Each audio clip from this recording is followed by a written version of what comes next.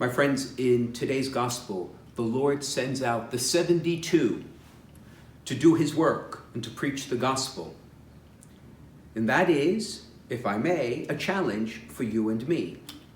For we can rightly ask the question, in this age, in this time, how do you and I go out to preach the gospel?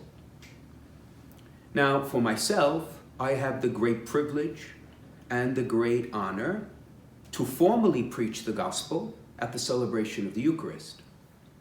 And for me, that is always a moment when I essentially am preaching to myself, challenging myself to live that which I may share with whomever is attending that celebration. But in my ordinary life, as in yours, how do we preach the gospel? It's something we can take a great deal of time reflecting on, but allow me to share with you just a few thoughts. First, actions speak louder than words. And particularly for young people and young adults, they are not interested in hearing words if the actions don't reflect them.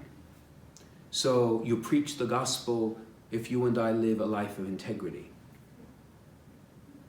We also live in a world where it is unclear at times what is true and what is not true. What is the complete information and what perhaps is slanted in a certain way. So how do you and I preach the gospel? We preach it without mincing words, to be clear in the truth as we know it and has been passed on to us by the Lord and by the apostles. If the truth will set us free, then who wants to live in slavery by not preaching the truth? And so if we wish to preach it, we have to be clear, unequivocal, and direct, always respectful, always willing to listen, always wanting to accompany those around us, but never forsaking the truth. It seems to me in our world where many times the factors around us, the situations we find ourselves in, or the people maybe around us, are counseling us not to preach. Now more than ever, we need to preach. For the Lord is asking us to be his disciples.